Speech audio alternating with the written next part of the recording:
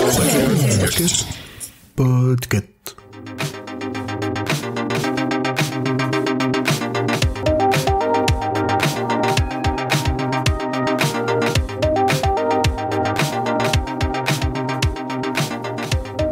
Bonjour et bienvenue dans un nouvel épisode de Watchlist. Je suis Lily de la team Watchlist Choix-Pitre, également membre du podcast La Réponse D du label Podcut, et je tiens aussi le blog culturel Lilili. Et aujourd'hui, je suis avec Louise.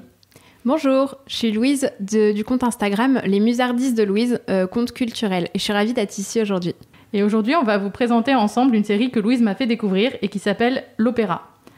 Donc L'Opéra, c'est une série française qu'on peut trouver sur OCS. Elle se compose de 2 saisons. Chaque saison contient 8 épisodes de entre 45 et 50 minutes à peu près. La showrunneuse de cette série, c'est Cécile Ducrot, qui est également réalisatrice pour le cinéma. Et elle a collaboré avec plusieurs scénaristes sur les 2 saisons et également plusieurs réalisateurs et réalisatrices, dont parmi les plus connus, on peut citer Stéphane Demoustier.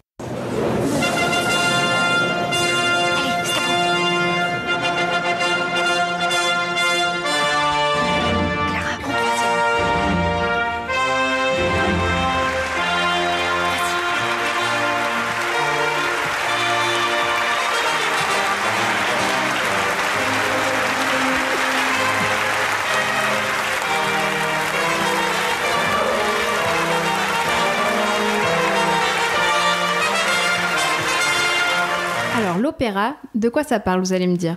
L'opéra, finalement, tout est dans le titre. On se retrouve dans les coulisses de l'Opéra de Paris, donc essentiellement à l'Opéra Garnier, et on va suivre toute la troupe de danseurs et de danseuses qui y travaillent, donc le ballet et les chorégraphes, les politiques également. Donc on va suivre 3 personnages dans la première saison. On va avoir une danseuse étoile qui s'appelle donc Zoé. On va avoir une jeune surnuméraire qu'on appelle, c'est-à-dire que c'est une remplaçante qui va pouvoir intégrer le ballet de temps à autre quand on en a besoin, donc qui s'appelle Flora. Sa particularité, je vais le préciser ici parce que ce sera une des thématiques, ce sera important pour les thématiques abordées, c'est qu'elle est noire et qu'elle vient d'un milieu qui n'est pas forcément un milieu très favorisé. Donc ce sera un angle de cette saison 1 surtout et également dans la saison 2. Et on suit également, comme je vous le disais, un peu tout ce qui est politique à l'opéra. Donc là, on va suivre le directeur de la danse dans la première saison, qui est joué par Raphaël Personnaz, et qui va être un peu tiraillé finalement entre la politique et l'artistique. Donc ça aussi, ça va être un des enjeux de cette première saison. Donc différentes thématiques vont pouvoir apparaître. Dans la première saison, on a beaucoup cette thématique de l'inclusion avec Flora notamment, donc qui est là, une jeune danseuse qui va arriver, qui va être confrontée finalement au monde de l'opéra. Un monde qui, au premier abord, lui est pas vraiment favorable parce que elle va se retrouver entourée de danseurs et de danseuses blancs et blanches. Et en fait, elle va se retrouver dans différentes situations dans lesquelles elle va faire face au racisme, disons-le. Notamment une scène, je vais pas spoiler, mais où elle se retrouve dans un ballet et en fait, on va lui dire que c'est pas possible qu'elle y danse juste à cause de sa couleur de peau. Donc des choses comme ça qui vont être assez intéressantes parce que on est dans les coulisses de l'opéra, on voit comment ça se passe, mais il y a vraiment des thématiques actuelles qui y sont amenées. Et on a également des très belles scènes de danse qui ponctuent tout ça. Mais du coup, on va avoir donc cette thématique du racisme, on va avoir des thématiques, comme je le disais, politiques, de la place qu'a la culture également dans l'opéra. Et d'autres thématiques de la dureté en fait du milieu, de l'excellence en fait à la française, qui est aussi bien présente, surtout en saison 2. Et donc c'est vraiment une série de fiction, comme disait Louise, mais il y a des thématiques là-dedans qui sont effectivement très contemporaines. On ne peut que sourire en regardant ce qui se passe dans l'actualité, en voyant que justement il y a le danseur noir Guillaume Diop qui vient d'être nommé premier danseur étoile noire de l'Opéra de Paris. Donc voilà, ça fait écho avec la trajectoire du personnage de Flora, au moins dans cette première saison, qui est donc le personnage par lequel on rentre dans le sujet. C'est souvent comme ça, en fait, dans les séries. Il y a souvent un personnage, quand on rentre dans un univers professionnel, qui va être celui par les yeux duquel on va découvrir le milieu. Donc vraiment, le personnage de Suzy Bemba sert à ça pour nous faire entrer par la petite porte, comme une petite souris qui ne trouve pas complètement sa place au début. Et par ailleurs, donc les autres personnages, eux, sont déjà plus installés. Et il y a un peu le pendant avec le personnage de Zoé qui est joué par Ariane Labed, où là, pour le coup, c'est une étoile qui a déjà bien entamé sa carrière et qui va se retrouver, elle, confrontée à un autre sujet qui est celui de la réforme du statut des étoiles avec la question de l'âge limite, puisque normalement, les étoiles ont le droit d'être étoiles jusqu'à 42 ans. Et là, dans tout l'aspect politique, il y a aussi l'idée de faire une réforme qui permettrait de les virer, en gros, plus tôt si on considère que leur corps éventuellement ne suit plus. Et c'est là qu'on voit que c'est quand même un univers extrêmement exigeant, où ça fait beaucoup souffrir le corps, même si on essaye de le préserver de son mieux. Et c'est une des thématiques aussi qu'on va retrouver dans les 2 saisons, qui est à quel point c'est physique et à quel point ça peut être brutal pour le corps et à quel point la moindre blessure peut venir finalement tout détruire des efforts qui ont été accumulés. Donc c'est une série qui est très physique dans ce qu'on en voit et dans ce qu'on ressent de ce que vivent les personnages. On les sent souffrir et on a un peu l'impression parfois de souffrir avec eux, quoi. Il y a quand même un côté... c'est pas que c'est joli, c'est de la danse, il y a des belles tenues, c'est beau à regarder. Oui, et puis il y a vraiment cette différence entre... On les voit sur scène, on voit que les spectateurs voient le spectacle terminé. C'est un peu le but de l'opéra et de tous les spectacles vivants, de se dire « Ah, c'est facile, il n'y a pas besoin d'effort, ça a l'air vraiment d'une facilité déconcertante. » Et en fait, là, c'est intéressant parce que on les voit, même il y a des gros plans des fois sur leur visage quand ils sont en train de danser, où on peut voir que en fait, ils font tout ce qu'ils peuvent, mais qu'ils souffrent. Donc on a vraiment ce côté-là qui est intéressant aussi, qui est mis en avant. On voit beaucoup toutes les répétitions et aussi l'organisation, les histoires de planning d'un cours à l'autre, ou comment on va agencer les ballets dans la saison pour ne pas épuiser ses danseurs et en même temps pour pouvoir mettre chacun en valeur suffisamment. On voit quand même toute la vie d'une troupe et le fait que c'est un univers très compétitif. Et d'ailleurs, dans la saison 2, on va aller plus loin sur la question de la compétition parce qu'au-delà des concours de promotion en interne qu'on va voir dans les 2 saisons, il y a même une histoire de concours international qui va venir encore compliquer les choses et rajouter des rivalités entre les personnages et montrer aussi qu'il y a une histoire de rayonnement culturel de la France derrière l'image de l'Opéra de Paris. Et c'est aussi ça qui rend le sujet extrêmement politique. Ouais, et puis également, ça me fait penser, c'est pas seulement un huis clos, parce qu'on est beaucoup à l'opéra, certes, mais on a quand même beaucoup de scènes qui vont se passer en dehors. Ils vont être entre eux pour beaucoup, mais ils vont, par exemple, faire des soirées, ils vont...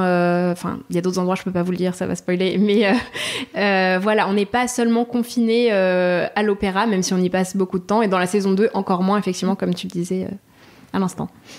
Oui, on voit aussi bien leur vie privée en parallèle. C'est des personnages qui ont une vraie richesse et une vraie complexité, et ça fait partie des intérêts de cette série. À la fois, ils correspondent à ce qu'on en attend, et en même temps, l'écriture arrive à, sur tout le développement des 2 saisons, nous réserver quelques surprises et montrer aussi comment ils peuvent évoluer et se rendre compte de certaines choses, remettre en question certaines valeurs, etc. C'est d'ailleurs surtout vrai des personnages secondaires, je trouve. Parce que finalement, on a des personnages principaux qui sont pas mal droits dans leurs bottes. On doit quand même dire que les personnages qu'on voit le plus sur l'ensemble des 2 saisons, ça reste Zoé et Flora. Et les 2, c'est des femmes qui ont des gros caractères, qui sont très déterminées. Forcément, en même temps, quand on veut être danseuse de très haut niveau, c'est assez évident. Mais les 2, c'est des filles qui viennent d'un milieu singulier. C'est pas l'archétype de la danseuse qui a fait Nanterre et qui a eu une famille où tout le monde est danseur. Mais ça, par contre, on le voit dans les personnages secondaires et je trouve que c'est d'autant plus intéressant parce que, il y a des personnages, il y a un frère et une sœur, notamment, qui s'appellent Valentin et Aurore, qu'on voit pas mal dans les 2 saisons. Et au début, on a vraiment l'impression qu'ils servent surtout de contrepoint par rapport au parcours de Flora. Et petit à petit, on va aussi voir que c'est pas non plus évident quand on a l'impression d'avoir été prédestiné et qu'il faut arriver à ce qui était attendu par la famille, attendu par son milieu social. Ouais, c'est ça. Au début, moi-même, je l'ai trouvé un petit peu archétypaux, les 2, le frère et la sœur, qui sont nés pour ça. Hein. Et en fait, au fur et à mesure, on voit qu'ils sont beaucoup plus complexes et on apprend à les connaître et même à les apprécier à la toute fin. Donc c'est intéressant. Ouais, voilà, tous les personnages ont des failles et en même temps il y a quand même une grande cohérence. Ils font jamais des trucs où on se dit non mais ça respecte pas du tout la psychologie du personnage, ça reste bien écrit. Après il y a des choses où c'est fait pour tenir en haleine, il y a des choses qui peuvent paraître peut-être un peu beaucoup. Moi j'avoue qu'avec Zoé il y a des trucs que j'ai trouvé un peu beaucoup, notamment dans la première saison où à force de nous montrer qu'elle va pas bien et que elle est un peu grunge et que voilà, elle a un gros caractère de rebelle et tout, il faut absolument nous montrer que elle va faire des soirées, boire et se coucher hyper tard alors qu'elle doit danser le lendemain, etc. Et donc parfois c'est un peu too much, mais son évolution dans la saison 2 permet de la rendre peut-être un peu plus normale, entre guillemets. Ouais, et puis ça reste de la fiction, comme c'est dit au début de chaque épisode, c'est précisé, ce n'est pas la réalité de l'Opéra de Paris, ce n'est pas un documentaire, même si on suppose que bien sûr il s'en inspire fortement et que, comme je le disais tout à l'heure, c'est très documenté, on retrouve toute l'organisation, le quotidien, les différents sujets dans le ballet, enfin les différents niveaux. Ouais, voilà là-dessus, mais ça reste de la fiction, donc c'est fait pour et c'est écrit pour. Après, du coup, dans la saison 2, il y a des nouvelles thématiques qui arrivent parce que, justement, en termes de politique, ils se retrouvent confrontés à une histoire de nomination de quelqu'un à un poste important. Et donc, ça va rebattre un peu les cartes. Il y a un nouveau personnage qui est arrivé au début de la saison, qui est joué par Anne Alvaro, qui est donc personnage de Diane, qui est maîtresse de ballet. Ouais. Et en fait, elle est très déterminée, elle est très exigeante et elle va donner des cours à des élèves, et beaucoup des élèves en fait qui sont passés par l'école de notaire quand ils étaient jeunes l'ont déjà eu comme prof quand ils étaient enfants ou adolescents, et ça va être une personnalité centrale dans toute la saison qui va faire apparaître aussi plein de nouvelles thématiques, notamment sur les méthodes pédagogiques. Ouais, je trouve qu'elle symbolise bien justement l'opéra dans tout son côté excellence à la française, comme on le disait tout à l'heure. En fait, elle représente bien ça à elle seule, parce que c'est un peu la prof à l'ancienne, on dirait, qui a ses habitudes et qui voilà, ça a toujours fonctionné comme ça, donc pourquoi on ferait autrement finalement? Il y a quand même aussi beaucoup une question de rapport entre la tradition et la modernité dans toute cette série, aussi bien justement dans les relations entre les personnages, les méthodes de travail, etc., que dans les créations elles-mêmes. Parce que finalement, on les voit monter des ballets extrêmement classiques et extrêmement connus. Il est beaucoup question de la Bayadère, du Lac des Cygnes, etc.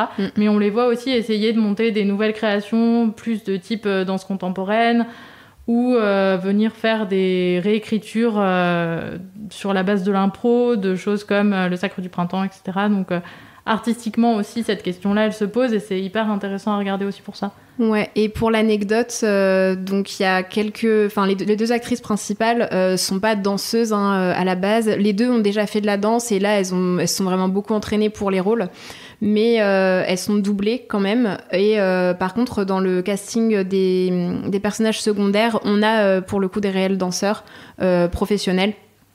Donc c'était intéressant de le souligner, et puis ça fait quand même bien l'illusion, moi j'ai pas vu que c'était des doublures. Oui, non, c'est vraiment bien fait, on a vraiment l'impression de voir du haut niveau de danse, ça a été bien géré à la fois en termes de boulot de la part des gens qui dansent, et puis de réalisation, parce que quand il y a des doublures justement c'est fait de manière assez fine pour que on s'en rende pas compte, mais en tout cas à l'œil il y a des vrais beaux moments de danse, aussi bien en répétition que sur scène. Pour les gens qui aiment vraiment ça, il y a forcément, ça c'est attractif dans cette série. Si on aime ce milieu, si on aime la danse, ça fait bien la blague là-dessus.